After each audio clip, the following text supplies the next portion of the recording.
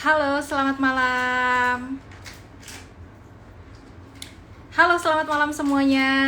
Kembali lagi kita bertemu di Halo Doc Talks Live. Malam ini spesial banget nih. Biasanya kita ngelakuin live-nya di weekdays ya. Sekarang kita di weekend malam-malam nih sebelum memulai aktivitas di esok hari, di hari Senin ya. Halo semuanya yang baru bergabung. Dan nantinya kita akan live selama kurang lebih 45 menit ke depan bersama saya Putri. Nantinya kita akan membahas satu topik yang memang lagi hangat banget, lagi deket banget nih sama kita sampai sekarang dari sejak 1,5 tahun yang lalu, yaitu virus COVID-19.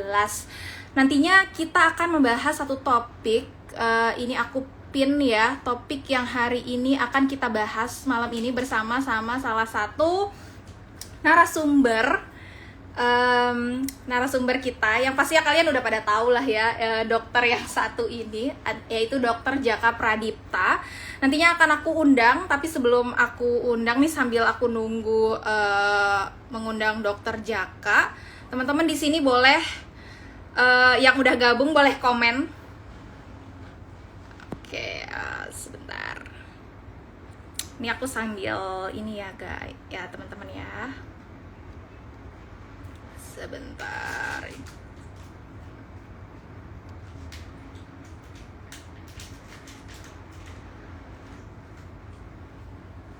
Oke.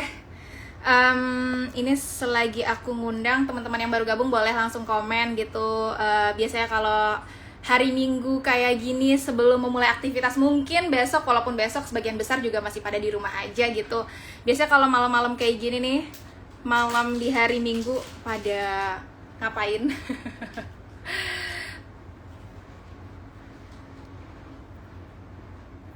Oke, ini aku Dokter Jaka. Teman-teman yang bergabung boleh komen-komen. Oke, halo, selamat malam dokter. Halo, Mbak. Halo, Dokter Jaka. Oke, teman-teman di sini Dokter Jaka sudah bergabung. Apa kabar nih, Dok? Baik, alhamdulillah. Alhamdulillah baik ya, Dok. Lagi di rumah ya, Dok ya? Lagi di rumah, lagi Di istirahat. rumah. Oke. Lagi minggu-minggu nih, besok sebelum memulai aktivitas lagi ya, Dok ya.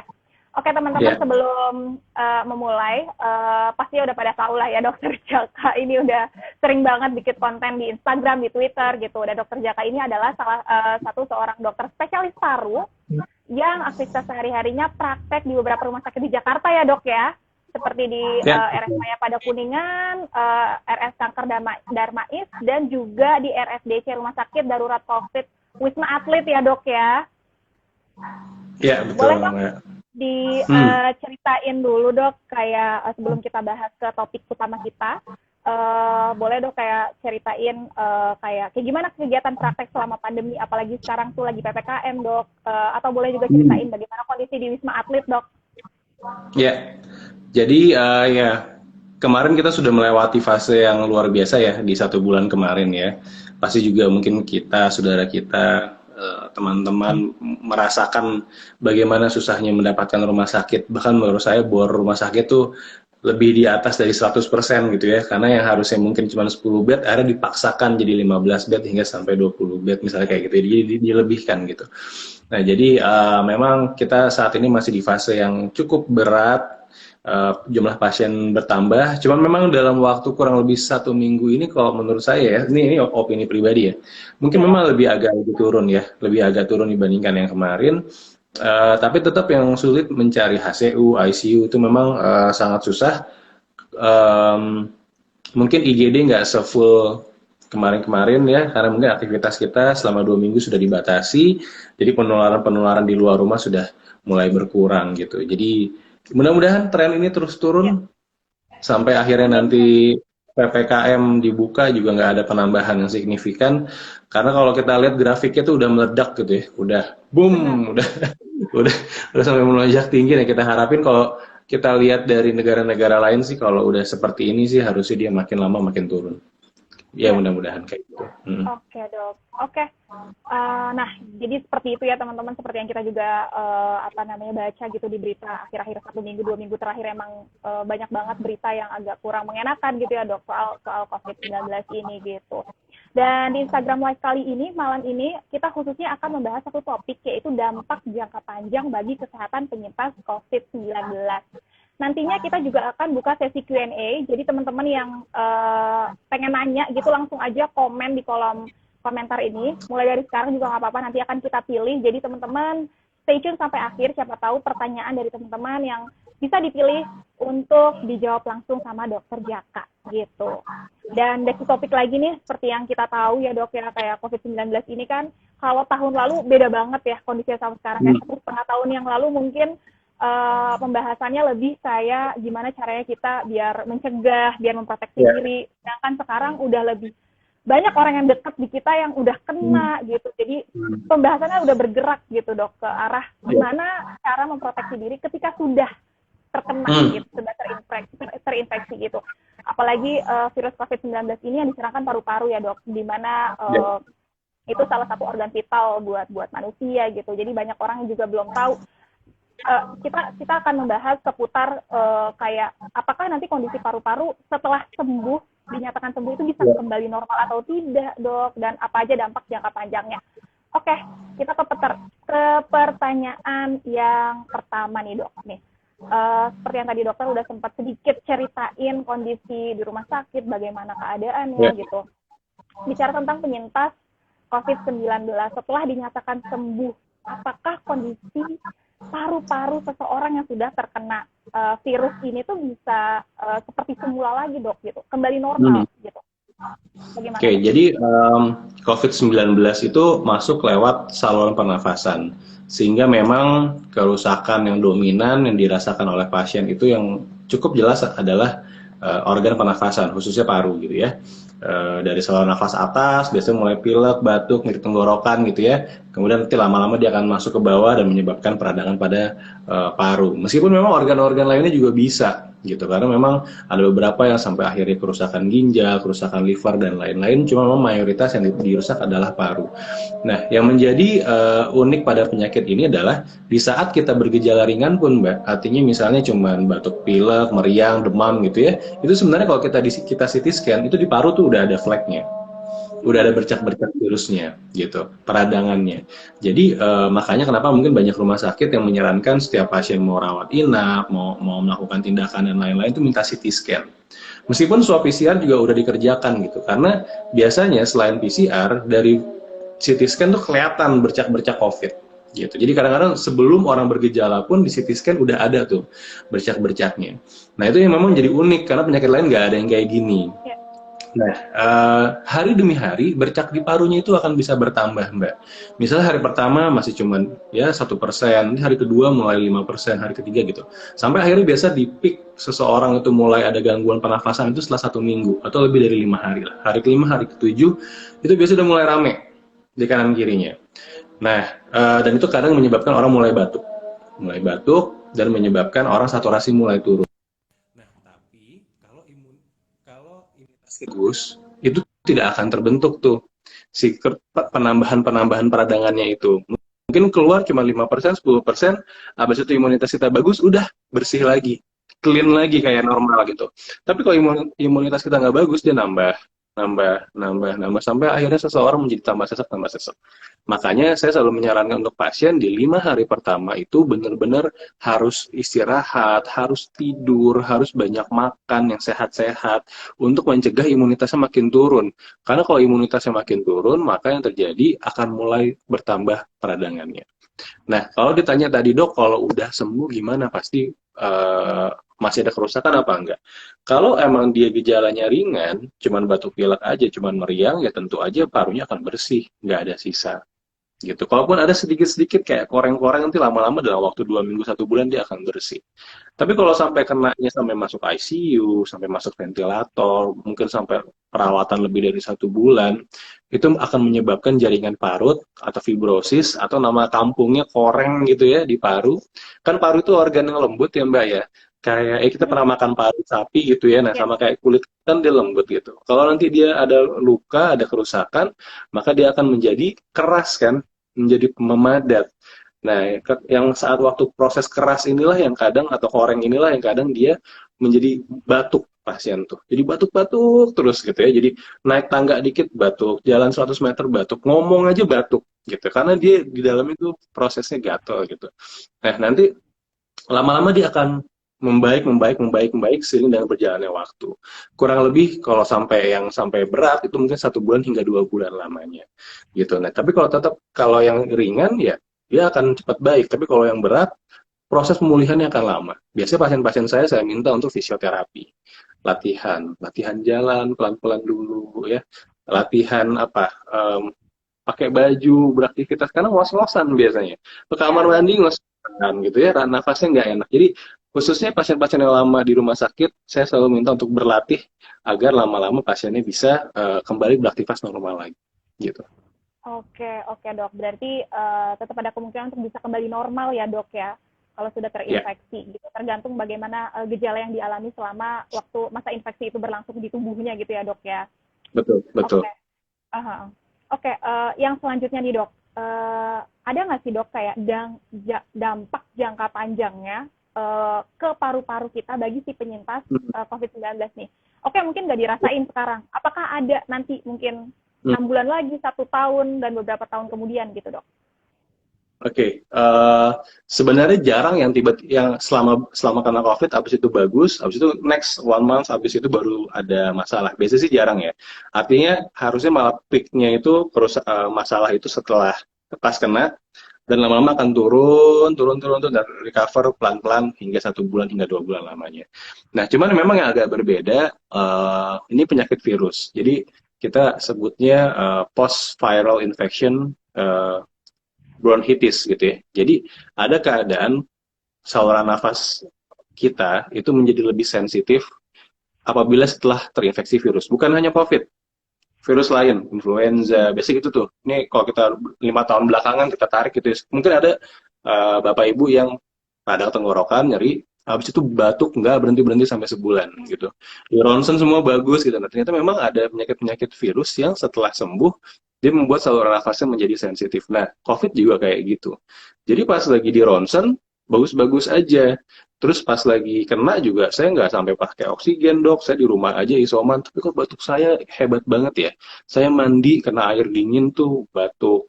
Saya pagi hari bangun tuh batuk, malam dingin kena AC tuh batuk. Jadi ternyata saluran nafasnya juga menjadi sensitif. Sehingga ini menjadi seperti asma. Jadi asma tuh bukan hanya bengek ya, bukan hanya bukan hanya sesak, tapi batuk dalam keadaan-keadaan tertentu, misalnya kena dingin, kena debu, jadi sensitif itu juga termasuk dalam asma atau bronkitis. Nah, COVID juga seperti itu gitu. Jadi makanya banyak pasien yang setelah selesai dari COVID, biasanya saya kasih pengobatan-pengobatan asma, pengobatan inhaler untuk mengurangi sensitivitas saluran nafasnya jadi nggak lebay. Jadi dia lebay gitu kena dingin batuk, kena ini batuk gitu. Nah itu yang cukup banyak pasien-pasien yang saya obati, khususnya di sebulan terakhir ini. Jadi setelah kemarin meledak COVID yang luar biasa hebat, sekarang pasien-pasien rata-rata batuk semua gitu. Dan mereka rata-rata ragu, dok aku kok masih batuk ya? Ini aku masih nularin nggak sih? Enggak, tenang aja. Jadi batuk itu bukan sebuah gejala yang masih bisa menularkan seseorang selama dia udah 2 minggu isolasi dan badannya sudah nggak ada demam, sudah nggak ada meriang gitu ya. 60% pasien itu masih batuk. Jadi nggak usah khawatir. Kecuali mungkin batuknya yang lebay gitu ya, yang terlalu berlebihan dengan resiko dia nembakin virus gitu ya. Lo kalau batuknya sesekali aja, terutama kalau dingin dan lain-lain, tenang aja itu nggak akan nular. Gitu. Oke, oke dok, oke. Jadi memang sebenarnya tergantung kondisi dari ini juga ya dok, masing-masing gitu. Tapi kalau udah 2 minggu selama isoman selesai, walaupun meskipun masih batuk, ada gejala-gejala penyerta yang lainnya, itu tetap udah sih dianggap aman gitu ya dok ya. Ya, betul. Oke. Lalu tadi dokter juga udah sempat sebutin, sempat mention gitu menyinggung antara dampak yang terkena antara dampak di paru-paru kita antara pasien OTG dengan pasien bergejala gitu. Jadi sebenarnya ada nggak sih dok perbedaan nih dok dampak jangka panjang antara mantan pasien OTG yang benar-benar nggak ada gejalanya sama orang-orang yang bergejala atau memiliki riwayat penyakit bawaan seperti asma yang tadi dokter sempat sebutin. Jadi tadi ya, semakin ringan seseorang kena, biasanya si gejala sisanya juga semakin ringan. Semakin berat seseorang terkena sampai masuk ICU, HSCU, biasanya gejala sisanya menjadi lebih banyak.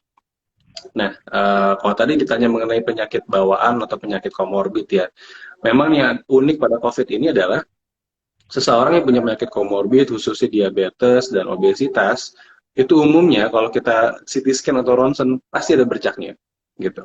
Uh, Mau nanti gejala jadi berat atau ringan, nih, umumnya ini pasien-pasien secara personal saya ini opini, itu dia bercak pada parunya tuh ada gitu ya. Jadi memang kenapa? Karena COVID itu dia semacam saya bilangnya kayak pematik api gitu, kayak korek api. Nah, kalau kita udah punya penyakit bawaan, komorbid, obesitas, usia lanjut, perokok, ya, kemudian apalagi pola hidupnya nggak sehat gitu. Nah, ketika itu ada di dalam tubuh kita, COVID itu akan memicu seperti korek api dan membakar badan kita menjadi radang di mana-mana gitu. Nah, contohnya yang paling sering adalah peradangannya pada paru sehingga menyebabkan kerusakan pada organ pernafasan. Ada lagi yang benar-benar rusaknya bisa ke jantung, rusaknya bisa ke ginjal dan lain-lain. Jadi tergantung bagaimana peradangan terjadi di dalam badan kita gitu. Nah, jadi kalau tadi ditanya seberapa banyak gejala sisa, tentu saja semakin berat maka akan semakin banyak gejala sisanya, dan semakin orang dengan komorbid maka biasanya gejalanya juga akan lebih banyak dibandingkan dengan tanpa komorbid gitu.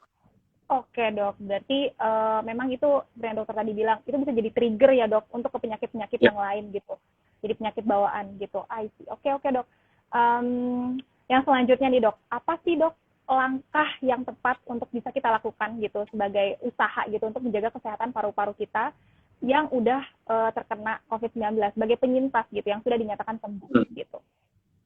Oke, jadi kalau misalnya kita penyintas, khususnya saat terkena gejalanya lumayan ya, sampai batuk-batuk, sampai sesak, seperti itu, memang yang paling perlu kita lakukan adalah kontrol.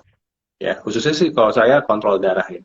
Kita cek peradangannya, kita cek kekentalan darah, kita cek fungsi organnya, ada nggak yang keganggu nih habis kena COVID. Karena banyak yang pas lagi kena, oke-oke aja pasti periksa darahnya tiba-tiba amburadul gitu. Nah, itu yang bahaya di kemudian hari karena bisa menjadi penyakit baru. Nah, ada yang nanya juga, dok, wajib ronsen nggak sih habis kena COVID? Gitu ya, itu banyak banget. Saya selalu bilang kalau nggak ada gejala, kalau anak-anak aja, saturasi bagus, nggak ada keluhan, menurut saya nggak usah di ronsen. Kenapa? Karena biasanya kalau udah selesai COVID, di ronsen itu ada aja bercaknya. Ada aja bercak. Kan bercak koreng saya bilang. Dia akan pemulihan. Dan dia akan makan waktu kurang lebih 2 minggu sampai 1 bulan, dia akan bersih lagi. Cuman karena bikin pasien stres. Ya. Dok, aku masih ada ininya gitu. Apalagi kadang-kadang dia melakukan ronsennya itu di akhir aja. Jadi pas di awal dia nggak pernah ronsen. Jadi kita nggak bisa ngebandingin. Ini kerusakannya baru apa kerusakannya lama, akhirnya malah bingung sendiri. Banyak pasien yang kayak gitu, dikasih antibiotik, dikasih apa, karena kaget, wah kok ronsennya kayak gini, padahal sebenarnya ronsennya itu udah ronsen sisa-sisa peradangan korengnya, karena dia sebenarnya pas lagi minggu sebelumnya dia nggak pernah ronsen, soalnya kita nggak bisa ngebandingin. Kalau ngebandingin enak, oh ini tadinya ramenya segini nih 100%, sekarang tinggal 50% gitu. Tapi kalau ronsennya di akhir, di belakang udah 50%, terus bingung, waduh ini masih ada nih kayak COVID-nya nih, padahal udah negatif gitu ya. Jadi banyak banget dan bahkan udah nggak ada gejala gitu. Jadi kadang suka membingungkan. Jadi kalau saya sih secara pribadi pasien-pasien post COVID yang saya minta cek darah itu wajib. Tapi kalau misalnya dia masih ada keluhan pernafasan, masih ada batuk, masih ada ngos-ngosan nafasnya, saya minta ronsen. Saya mau lihat ini memang bekas korengnya aja di paru atau memang karena tadi hipersensitivitas, jadi dia lebih sensitif, jadi seperti asma gitu. Nah, ketika sudah sembuh dari situ, maka yang perlu kita lakukan, misalnya semua bagus, clear ya, aman, maka mulailah beraktivitas. Karena setelah habis kena COVID itu kan 2 minggu, pas kena COVID kan pasien 2 minggu di kasur, aja isolasi, aja nggak apa-ngapain gitu. Biasanya ketika mulai kerja, mulai jalan 100 meter, mulai naik tangga, biasanya ngos-ngosan. Ngos-ngosan pasiennya mudah lelah kayak gitu. Termasuk itu adalah gejala long COVID gitu ya. Jadi ketika pasien sudah sembuh, lakukanlah aktivitas kembali. Mulai olahraga dikit-dikit. Mulai jalan, mulai berjemur, nanti lama-lama bisa lari, naik sepeda, dan lain-lain. Nah, dan yang paling penting adalah tidur yang cukup dan makan yang bergizi. Kenapa? Dengan tidur yang cukup, maka dia akan recovery. Kan tubuh kita kalau lagi proses pemulihan saat kita tidur kan, Jadi kalau kita begadang, nggak tidur yang baik, kualitas tidurnya jelek, maka nggak sembuh-sembuh gitu, nggak healing-healing luka-lukanya gitu. Tapi kalau kita tidurnya cukup, makan yang sehat, bergizi, tinggi protein, akan membantu untuk memperbaiki fungsi parunya. Dan biasanya memang semakin tua, lebih lama proses pemulihannya. Karena kan ya kita tahu sendiri kalau semakin tua kan dia regenerasinya udah lebih berkurang. Jadi kalau anak-anak muda biasanya sih 2 mingguan udah bisa lari lagi ya. Cuma kalau orang tua biasanya sebulan 2 bulan masih ngos-ngosan dan pelan-pelan nanti lama-lama akan membaik gitu. Oke, jadi mulai lagi ya dok, mengatur pola hidup sehat, mulai dari makanan, pola tidur, dan mulai lagi olahraga gitu ya dok ya. Iya. Yeah. Oke. Oke dok, ini obrolan kita udah lumayan panjang nih dok, tapi kita belum ke pertanyaan teman-teman di sini. Jadi ini aku coba bacain beberapa pertanyaan dari teman-teman ya dok ya, yang udah masuk di kolom komentar nih. Dari @dian_3_iswandari. Dok, pertanyaannya adalah kayak, dok, apa sering pusing itu bisa juga disebut dengan long COVID? Apakah dia ini harus perlu memeriksakan khusus juga tentang si pusing sakit kepalanya ini, dok? Jadi memang secara literatur termasuk gejala long COVID ya, sering pusing. Jadi gejala yang masih suka dirasakan gitu. Nah, cuman kalau saya sih selalu menyarankan pasien yuk periksa dulu. Jadi kadang-kadang jangan nyalahin si COVID-nya. Ini banyak orang nggak move on dari COVID nih. Pusing, wah ini gara-gara COVID kemarin. Jangan-jangan sebenarnya ada masalah pada kepalanya. Terus misalnya apa? Batuk-batuk sisa gitu. Ini gara-gara COVID ini kemarin, nggak pasti ronsen gambaran TBC, ada penyakit yang baru misalnya. Atau apalagi. Jadi kadang-kadang tuh kita juga jangan nyalain si COVID-nya doang. Si COVID mah udah beres. Udah sebulan lalu misalnya beres gitu. Jangan-jangan kita ada sakit yang lain. Kan bukan berarti habis kita kena COVID, sakitnya COVID doang. Enggak kan? Gitu. Jadi kalau memang masih ada keluhan-keluhan itu, saya sarankan untuk kontrol, berobat gitu. Jangan nyala-nyalain si COVID. Meskipun kalau udah diperiksa, saya sih gitu, kalau periksa semuanya bagus, oh yaudah ini long COVID aja. Peradangan-peradangan sisa pada COVID. Tapi minimal kita make sure dulu, jangan sampai ada sebuah penyakit yang lebih besar dibandingkan COVID, kita terlewat. Gitu, itu lebih bahaya malah. Gitu. Oke. Jadi harus tetap konsultasi ya dok. Jadi jangan selalu melulu menyalahkan, wah ini gara-gara saya COVID nih, aku jadi apa-apa segala macam gitu. Jadi sendiri gitu dan memutuskan diagnosisnya sendiri gitu ya dok ya. Iya, banyak banget yang kayak gitu soalnya. Benar dok, benar ya. Semoga @dian_3_iswandari terjawab ya pertanyaannya. Yang selanjutnya nih dok, dari @aifang_84. Malam dok, bagi penyintas COVID-19 pasca sembuh, adakah pemeriksaan lebih lanjut seperti cek dimer, CRT, toraks, dan lain-lain dok? Iya, memang saya menyarankan sih seperti itu ya. Jadi ketika seseorang sudah menyelesaikan isolasi, seseorang keluhannya sudah membaik, khususnya yang saat terkena gejalanya lumayan berasa gitu ya, memang baiknya memang kita periksakan semuanya. Dan ketika semuanya sudah bagus, oke, kita nyatakan bisa aman untuk kembali beraktivitas lagi. Jadi karena COVID itu bukan perkara positif negatif aja. Banyak orang cuma taunya, oh sembuh dari COVID itu negatif gitu. Padahal bukan. Padahal COVID itu ya sehat. Sehat itu apa? Gejala udah nggak ada, kita bisa beraktivitas, kita periksa semuanya bagus gitu ya. Jadi sehat atau sembuh tuh sebenarnya definisinya tuh itu. Jadi memang baiknya diperiksakan lebih lanjut.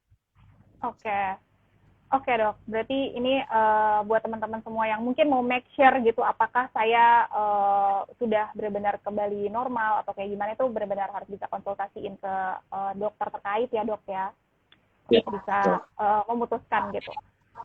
Dan ini ada satu pertanyaan yang mungkin banyak banget nih dipertanyakan malam ini nih dok di kolom komentar soal long COVID gitu. Pertama adalah pertanyaannya, gimana dok, bisa nggak sih kita mencegah terjadinya long COVID ini, penyakit-penyakit penyerta nantinya sampai berkepanjangan gitu.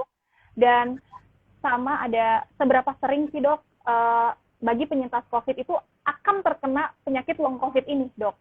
Seberapa banyak gitu kemungkinannya gitu dok? Ini pertanyaan yang paling banyak masuk.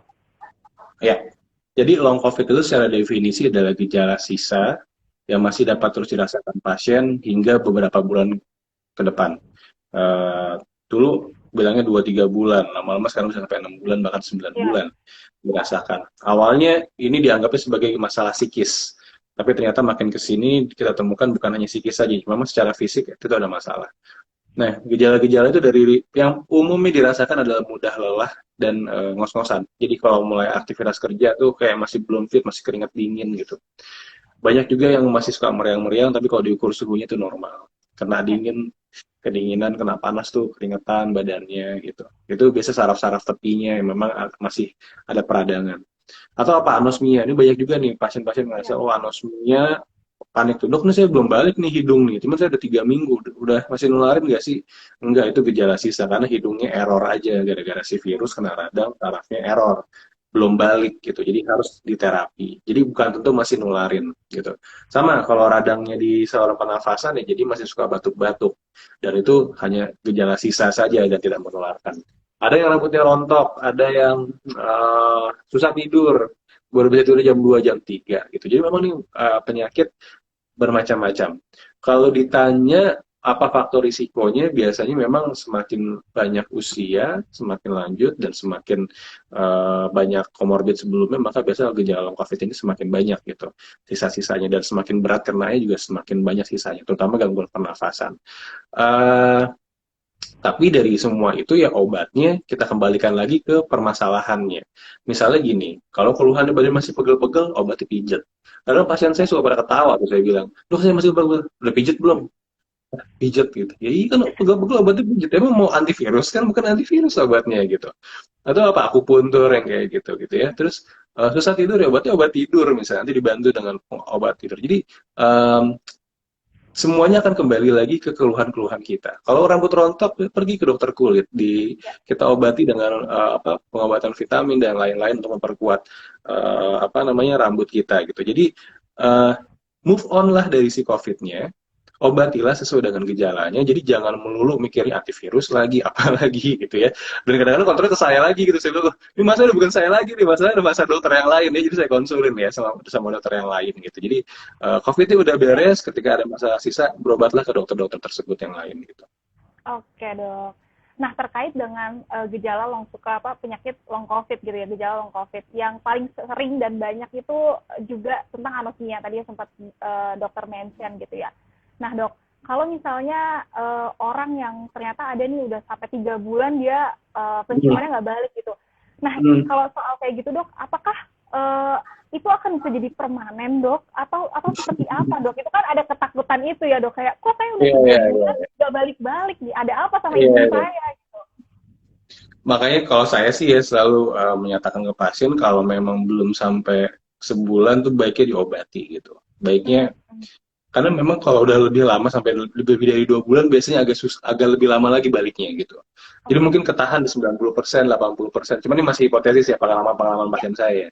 Jadi banyak banget yang kalau udah sampai 3 bulan emang susah baliknya gitu. Jadi as soon as possible kalau memang anosmianya masih bertahan kurang lebih seminggu 2 minggu habis selesai COVID, baiknya kontrol ke dokter THT saran saya. Jadi ada beberapa hal yang bisa kita lakukan, contohnya pemberian obat kortikosteroid untuk semprot hidung. Bisa juga dengan cara terapi, mencium wangi-wangian yang berbeda, kita latih gitu ya untuk melatih penciuman kita. Dan memang baiknya kontrol ke dokter THT agar diperiksakan lebih lanjut.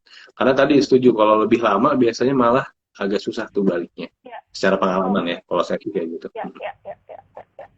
Oke baik dok. Dan masih tentang si efek long COVID ini dok, ada nggak sih usia tertentu gitu yang kebanyakan kena? Apakah usia yang di atas 40 tahun atau 50 tahun itu mereka pasti lebih banyak gitu terkena si efek long COVID ini dibanding dengan usia-usia muda gitu dok? Ada nggak? Sebenarnya kalau ini ya, kalau secara data sih ditunjukkan malah semakin tua semakin lebih banyak ya. Terutama long COVID-nya lebih ke arah kerusakan-kerusakan organ, apakah itu gula darah jadi nggak stabil, jadi masih hipertensi, ada gangguan jantung gitu ya. Terutama pas saat kenanya derajatnya lebih berat. Tapi kalau saya lihat nih banyak yang yang muda-muda yang pada kena itu lebih banyaknya gangguan long COVID-nya psikis ya. Lebih banyak yang stres, trauma, misalnya anggota keluarganya juga ada yang bisa, kan misalnya dia nularin anaknya habis itu sakit, dia nularin orang tuanya, akhirnya orang tuanya bisa meninggal. Jadi banyak masalah-masalah traumatis ya, itu banyak juga tuh saya temuin pada usia-usia muda gitu. Atau misalnya dirawat di rumah sakit ngeliat kanan kirinya yang banyak yang meninggal dengan cepat gitu, atau stres mencari rumah sakit, mencari IGD gitu. Jadi memang banyak usia muda tuh yang saya rasa mentalnya mungkin belum kuat gitu ya untuk melihat itu, dan Ya, itu menjadi banyak masalah pada yang di usia muda gitu. Jadi memang bervariasi sih. Si long COVID yang usia muda tua tuh biasanya masalahnya beda-beda ya. gitu. Oke, oke. Bahkan ada yang sampai ke psikis ya, nggak cuma melulu soal fisiknya ya dok ya berarti ya. Iya, Oke. iya betul. Aha. Oke, pertanyaan selanjutnya nih dok, dari @sutia6933. Dok, kalau pasca COVID, pernafasan saya malah berbunyi, dok. Mungkin kayak agak ngik-ngik gitu kali ya, dok. Apa Hmm, itu hmm, bahaya dan apa hmm, yang harus dilakukan gitu, dok? hmm. Nah itu dia tadi yang tadi saya bilang post COVID dia menginduksi saluran nafas menjadi sensitif. Jadi cenderungnya ke arah asma gitu. Jadi saluran nafasnya menjadi sensitif dan mengecil sehingga nafasnya menjadi berbunyi. Ada juga yang karena COVID dia produksi dahaknya agak banyak ya. Jadi sputumnya agak tinggi sehingga ketika bernafas saluran nafasnya itu terisi oleh dahak sehingga nafasnya menjadi berbunyi gitu.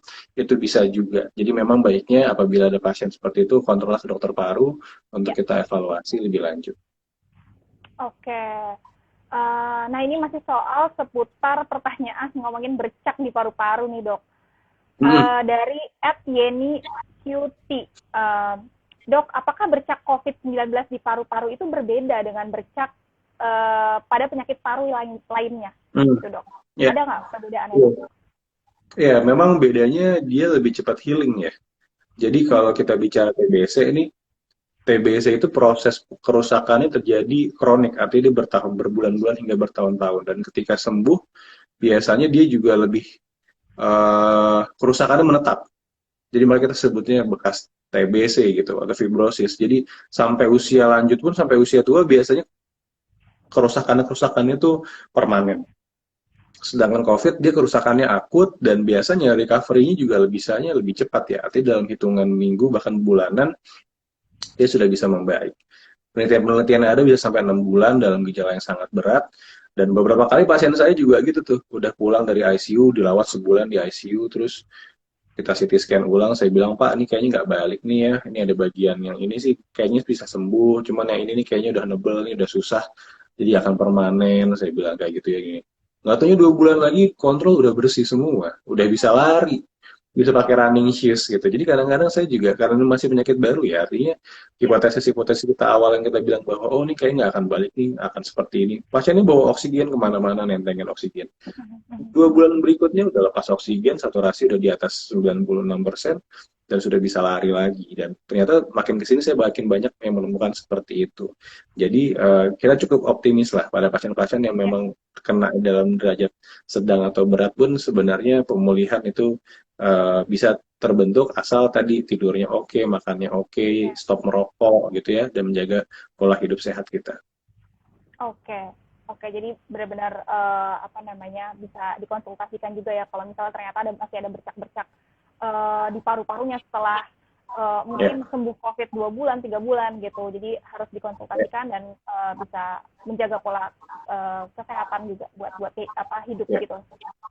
ya. Lalu yang selanjutnya nih dok, dari @early_melati. Dok, kalau sesak nafas COVID-19 karena ada air di paru-paru, apakah ada Hmm. kaitannya dengan jumlah minum air? Apakah dia terlalu banyak Hmm. minum air dan sebagainya, dok? Eh, ya, ya, ya. Jadi kan paru itu organ yang kering ya, organ yang Ya, kering, organ yang lembut gitu. Nah, ketika dia terinfeksi, kemudian terjadi peradangan, memang dia akan terisi oleh bercak-bercak radang sebenarnya. Kalau kita ibaratkan sama kayak tangan kita kena air panas, luka, lama-lama lukanya basah, kebayang? Nah, luka basah itu terjadi kerusakannya seperti di paru kita. Keisi oleh nanah, keisi oleh peradangan, kayak gitu. Nah, itu yang membuat paru kita sesak. Nah, jadi itu berbeda dengan air yang kita minum. Kecuali memang kita ada riwayat sakit ginjal atau sakit jantung sebelumnya yang memang nggak boleh minum air banyak. Ketika minum air banyak, maka beban kerja organnya menjadi lebih berat dan parunya akan terendam air. Gitu. Jadi kalau memang dia nggak punya sakit ginjal atau sakit jantung, tidak ada hubungannya dengan banyak minum air. Tetapi kalau memang ada kedua penyakit tersebut, maka air memang menjadi faktor risiko paru seseorang bisa menjadi terendam. Gitu. oke. Oke, jadi tergantung kondisinya ya dok, berarti apakah dia akibat minum air terlalu banyak atau seperti apa gitu ya dok ya. Iya, iya. Oke, oke. Pertanyaan yang selanjutnya nih dok, dari @adinda Kiandra. Nah, ini pertanyaan tentang pola hidup sehat nih, ada kaitannya dok. Dok, jenis olahraga apa yang tepat untuk pasien long COVID gitu dok? Apakah semua olahraga Jadi langsung kalau boleh dilakukan yang jelas, atau seperti apa? yang jelas jangan langsung buru-buru kita olahraga berat ya. Kita mulai dari yang ringan dulu. Mulailah dari berjalan dulu sampai kita kuat karena biasanya sangat berasa banget tuh. Ngos-ngosannya tuh berasa karena parunya kan masih ada sisa-sisa bercak ya. Jadi mulai dari yang ringan dulu, naikkan intensitasnya. Olahraga yang bisa membantu meningkatkan kekuatan otot dada jauh lebih baik. Contohnya seperti berenang, kemudian apa namanya senam-senam yang bisa menguatkan otot-otot dada itu lebih disarankan khususnya pada seseorang yang memang masalah pernafasannya lebih dominan ya pasca pas COVID gitu. Jadi lakukanlah bertahap, jangan langsung ujuk-ujuk naik sepeda 20 kilo gitu ya, pasti akan beda rasanya. Jangan juga langsung lari rencana langsung 5 kilo, 10 kilo, pasti akan sangat lemas dan otot-otot kita juga nggak terlatih lama-lama gitu. Oke, jadi olahraganya pelan-pelan dulu ya dok ya, mulai dari yang ringan-ringan dulu, baru nanti bertahap bisa mungkin kembali ke track olahraga yang normal sebelum terkena COVID gitu kali ya dok ya. Oke, yang selanjutnya nih, @ayu Pratiwi Abdullah. Dok, jenis vitamin apa yang harus dikonsumsi oleh penyintas COVID-19? Pertanyaan soal vitamin ya dok. Iya, ya. Jadi sebenarnya kita butuh rebuild kembali, artinya kita membangun kembali kerusakan-kerusakan pada tubuh kita, khususnya organ paru. Berarti protein yang tinggi kita butuhkan, kemudian memang vitamin D itu diperlukan, ya. Jadi kita bisa mengkonsumsi, baiknya memang kita atur sesuai dengan keadaan kadar vitamin D dalam darah. Vitamin-vitamin lainnya boleh C, E, dan lain-lain boleh kita konsumsi. Cuman menurut saya kita juga harus penggunaannya harus bijak ya. Artinya gini, ketika kita sudah sembuh, maka kita bisa banyak mendapatkan vitamin itu dari makanan sebenarnya. Ya, kita bisa banyak makanan yang sehat, bisa minum jus pagi, bisa makan salad, bisa makan dan lain-lain gitu ya. Ketika kita lagi sakit kan memang kita butuh banget imunitas karena lawan virus itu ya obatnya vitamin sebenarnya. Lawan virus itu obatnya adalah imunitas kita. Nah, jadi itu memang kadang kita minum dengan dosis tinggi ya. Kita naikkan, kita upgrade vitamin-vitamin yang kita konsumsi. Namun ketika sudah pemulihan maka boleh tetap dikonsumsi, tapi lebih baik memang dikonsumsi dengan makanan yang sehat ya, karena kita kan bisa makan, kecuali kita diinfus kayak gitu nggak bisa makan ya. Nah jadi dapatlah vitamin-vitamin dari makanan itu dan jangan lupa pola hidup sehatnya tetap dijalankan, jangan merokok, jangan minum alkohol dan lain-lain. Oke. Jadi memang sebenarnya dari makanan-makanan yang kita makan pun sebenarnya itu udah kalau misalnya itu kita benar ya dok, itu ada vitamin-vitamin yang terkandung yang bisa membantu menambah imun kita gitu ya dok ya sebenarnya. Yeah. Oke, wah ini sepertinya kita udah lebih dari 30 menit ya dok, nggak kerasa nih pertanyaan-pertanyaan udah lebih dari 10 loh dok yang udah dokter jawab tadi. Seru banget nih obrolannya bersama dokter Jaka, banyak banget insight-insight, penjelasan yang mungkin sebelumnya kita kurang paham gitu ya dok, sebelum tahu dari dokter gitu. Nah terakhir nih dok, ada nggak pesan-pesan untuk teman-teman semua di sini yang lagi nonton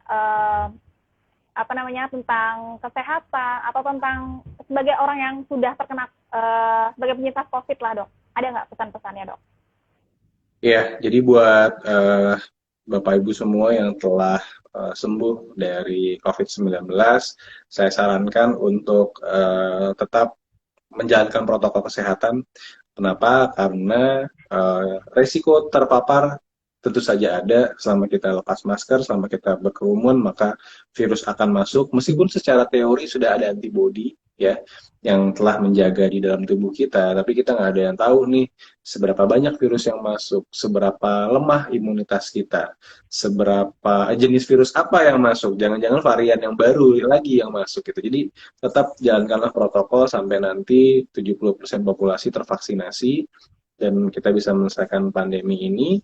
Dan lakukanlah pemeriksaan ke dokter untuk melakukan medical check up tubuh kita setelah sembuh dari COVID.